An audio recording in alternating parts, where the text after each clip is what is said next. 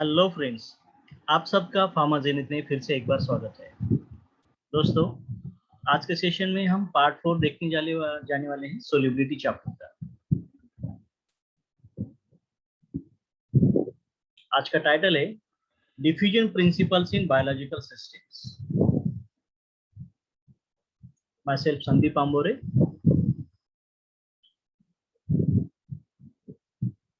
सो दोस्तों, आज हम देखने वाले हैं what is diffusion, what is diffusion flux, what is meant by concentration gradient, and what are the different diffusion laws. तो पहले देखते हैं what is diffusion. देखो, diffusion is defined as a mass transfer of individual molecules of substance caused by random molecular motion and associated with concentration gradient. इसका मतलब ऐसा है कि diffusion it is a process in which mass transfer of individual molecules, single molecules का transfer होता है, combiningly mass transfer होता है, okay, of substance caused by random molecular motion. एक स्पेसिफिक डायरेक्शन में उनकी मोशन नहीं होते, रैंडम मॉलिक्यूलर मोशन होती है, and it is associated with its concentration gradient. Okay, another definition for the diffusion is a physical process that refers to a net movement of molecules from a region of high concentration to lower concentration under the influence of concentration gradient. देखो, अगर diffusion को दूसरी definition से देखा जाए, it is process by which molecules transfer from region of high concentration, ज्यादा concentration के region से लोअर कॉन्सेंट्रेशन के रीजन में क्या होता है, उसका मॉलिक्यूल का मूवमेंट होता है, and this occurs under influence of concentration gradient. मतलब दो कंपार्टमेंट के अंदर बीच में दोनों के कंपैरिजन में जितना ज्यादा कॉन्सेंट्रेशन ग्रेडियंट है, डिफरेंस दोनों कंपार्टमेंट में कॉन्सेंट्रेशन डिफरेंस जितना ज्यादा है उतना ये ट्रांसफर ज्यादा होगा. Okay, so it is a diffusion process. It is time dependent process, time पे डिपेंडेंट करती है. जैसा जैसे प्रोसेस का टाइम बढ़ता जाएगा, दैट प्रोसेस ऑफ डिफ्यूजन में इंक्रीज और decrease depending upon nature of your system. Okay, it is well explain by the fix law of diffusion. हम आगे देखने वाले हैं what are the different Fick's law of diffusion. ठीक, diagrammatically हम अगर इसे देखें तो एक कंपार्टमेंट है, ए कंपार्टमेंट, ये सेकंड पार्ट है बी कंपार्टमेंट, और इसको इन दोनों को सेपरेट किया है सेमी परमिएबल मेम्ब्रेन कह सकते हैं इसको, एक सेलुलर मेम्ब्रेन है जो दो कंपार्टमेंट को डिफरेंशिएट करती है. देखो, ये रीजन अगर देखा जाए तो इट इज हाईली कॉन्सेंट्रेटेड. ये जो डॉट्स दिख रहे हैं आपको, these are the concentration of different drug molecule. Drug molecule का कॉन्सेंट्रेशन इधर ज्यादा है. अगर इस साइड में देखा जाए तो लो कॉन्सेंट्रेशन है, मॉलिक्यूल सिर्फ तीन ही दिखाई दे रही है यहाँ पे. सो हाई कॉन्सेंट्रेशन से लो कॉन्सेंट्रेशन में जब मूवमेंट होती है आपकी, at that time that phenomena is called as a diffusion.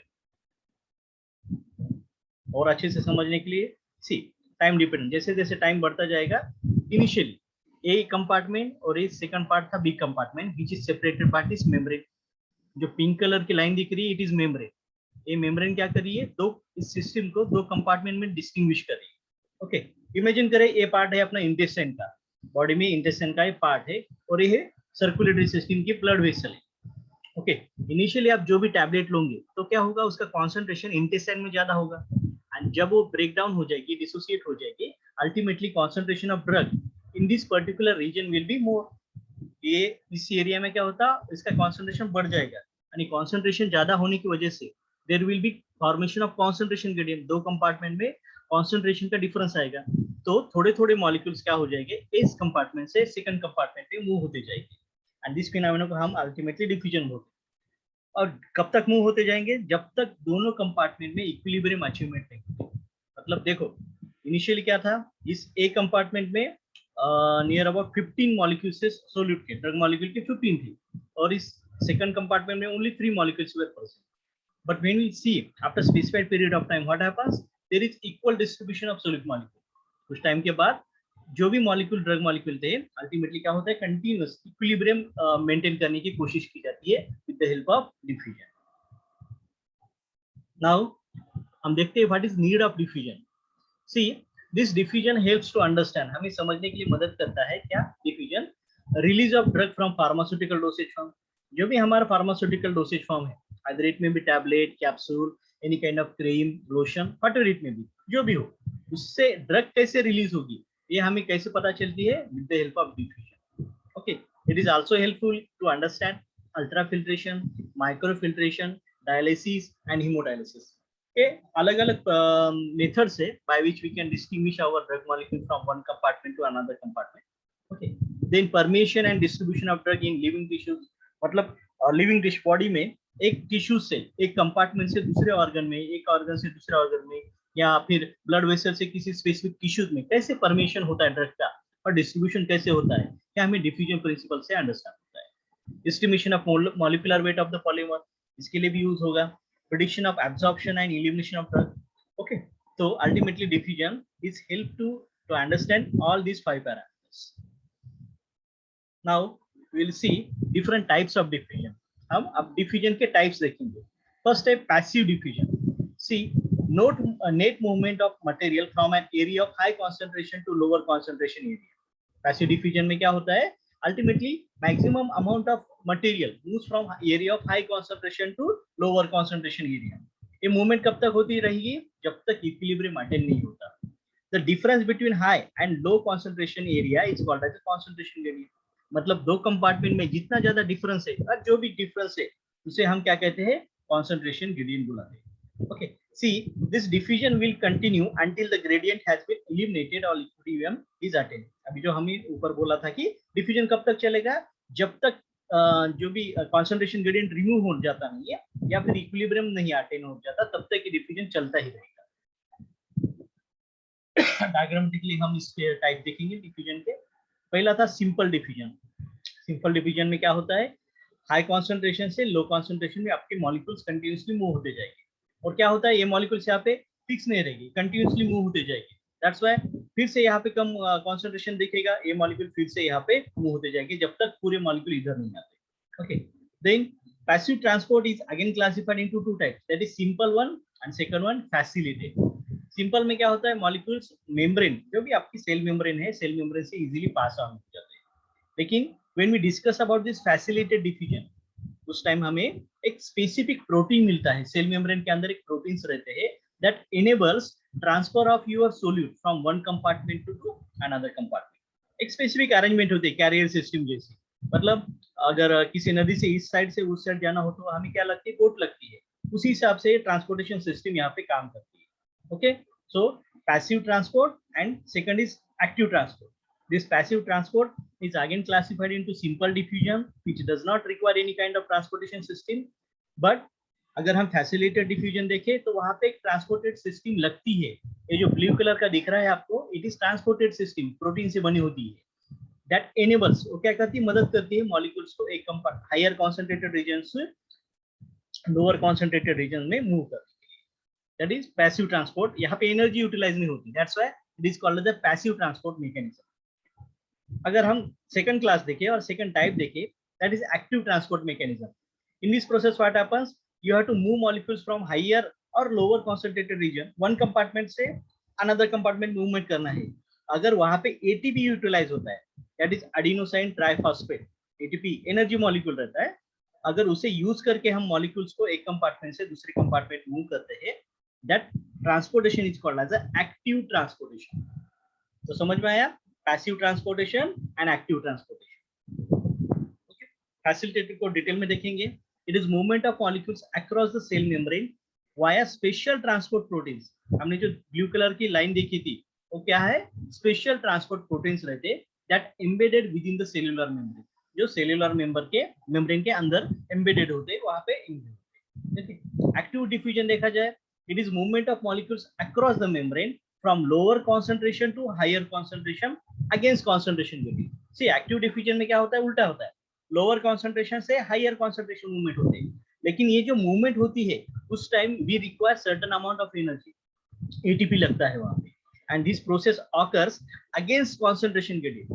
Normal division जो भी होता है, डिफ्यूजन होता है, at that time it is with the concentration gradient. लेकिन active diffusion it carries out against the concentration gradient. अभी diffusion के अलग से दो टाइप पढ़ते हैं. On the basis of its rate of diffusion, किस तरह से डिफ्यूजन होता है, क्या स्पीड से होता है, क्या यूनिफॉर्मली होता है या नॉन यूनिफॉर्मली होता है. देखो, स्टेडी स्टेट डिफ्यूजन और अनस्टेडी स्टेट डिफ्यूजन क्या होता है तेरे? See, this steady state diffusion is a form of diffusion that takes place at a constant rate. मतलब इनिशियली अगर इसका रेट ऑफ ट्रांसफर है, मतलब एक कंपार्टमेंट से बी कंपार्टमेंट मूवमेंट हो रही है, तो हर 1 मिनट में 10 मॉलिक्यूल मूव होंगे, सेकंड मिनट में भी 10 मॉलिक्यूल मूव होंगे। जब तक ये रेशियो कांस्टेंट रहेगा, ये ट्रांसफर के मॉलिक्यूल्स का रेट कांस्टेंट ही रहेगा, that diffusion is called as a steady state diffusion. लेकिन जब हम अनस्टेडी स्टेट डिफ्यूजन बात करते हैं, उस टाइम क्या होगा, पहले मिनट में 10 मॉलिक्यूल पास हो गए, सेकंड मिनट में क्या होता है 5 ही मॉलिक्यूल पास हो गए, तीसरे मिनट में कोई 20 मॉलिक्यूल हो गए, मतलब अनइवन डिस्ट्रीब्यूशन और uneven diffusion of molecule occurs in case of unsteady state diffusion. Second parameter और सेकंड पॉइंट होगा उसका, rate of diffusion is constant. अभी जो हमने बात की कि डिफ्यूजन का रेट जो है वो स्टेडी स्टेट में, नाम में ही स्टेडी है, तो rate of diffusion is constant. अगर अनस्टेडी की बात की जाए, इट इज नॉन कांस्टेंट और it varies. It does not very with the time, time के साथ ये नहीं बदलता, it is a function of time. जैसे टाइम बदलेगा उस हिसाब से आपका रेट ऑफ ट्रांसफर और रेट ऑफ डिफ्यूजन चेंज होगा। Can be quantitatively determined by Fick's first law. अगर स्टेडी स्टेट डिफ्यूजन निकालना है आपको, तो अल्टीमेटली फिक्स का फर्स्ट लॉ यूज करके हमें अल्टीमेटली डिफ्यूजन का रेट निकालते, क्वांटिटेटिवली उसका डिटर्मिनेशन कर सकते हैं। And when we discuss about unsteady state diffusion, it can be quantitatively determined by Fick's first and second law. दोनों लॉ हम यहाँ पे यूज करके उसकी क्वांटिटेटिव वैल्यू निकाल सकते हैं। Then diffusion flux. अब देखते हैं डिफ्यूजन फ्लक्स क्या होता है।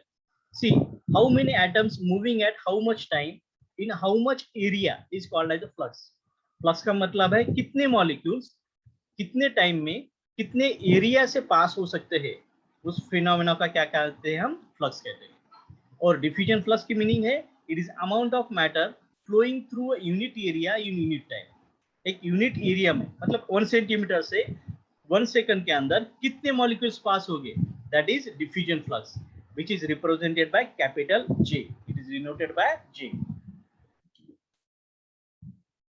सेकंड टर्म है जो बहुत बार आ रही है कि concentration gradient। Actually concentration gradient क्या होता है, it is rate of change of concentration per unit change of position.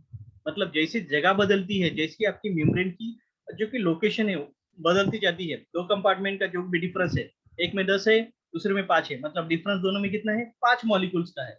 ये जितना भी बड़ा होगा उतना concentration gradient ज्यादा रहेगा, और it is denoted by dc by dx। dc it is change in concentration between two compartments, and dx it is area। जो भी जगह लगती है, जो भी लोकेशन होगा, it is represented by dx। now we will see different laws of diffusion that is fixed first law of diffusion and fixed second law of diffusion। first law देखते हैं।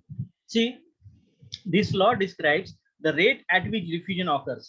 इस लॉ में हम आप पता क्या चलता है कि किस रेट पे डिफ्यूजन प्रोसेस चलता है। This law states that the diffusion flux is directly proportional to the concentration gradient। According to first law of diffusion, हमें पता चलता है कि J, that is flux, is directly proportional to its concentration gradient। मतलब जितना ज्यादा concentration gradient है, उतने ज्यादा रेट में आपके मॉलिक्यूल्स एक कंपार्टमेंट से दूसरे कंपार्टमेंट पास होंगे। Okay, and this J is equal to minus D into dc by dx।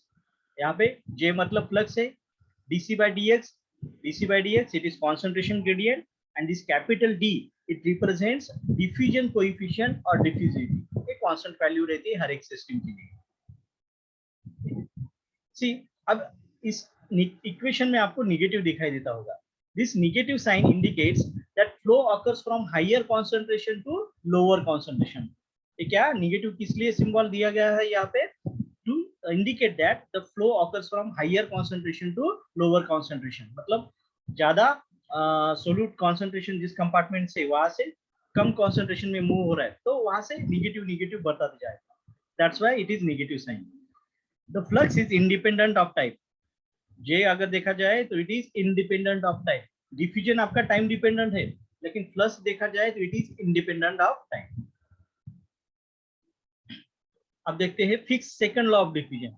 C change in concentration with time in a particular region is proportional to the change in concentration gradient at that point in a system। मतलब जो भी concentration gradient आपका है एक particular time पे particular region में, it is directly proportional to concentration gradient at that point। Okay, dc by dx is equal to minus dj upon dx। g flux रहता है, ओके, और फ्लक्स की ये वैल्यू यहाँ पे डाल दी जाए तो equation will be dc by dt is equal to d, that is diffusion coefficient or diffusivity, into d square c upon dx square. Okay, this is extension of Fick's first law. Fick's के first law को अगर extend किया जाए, ज्यादा dependent किया जाए on the basis of concentration gradient, at that time we will get this type of equation. This diffusion flux is a function of both space and time. यहाँ पे it is function of both space.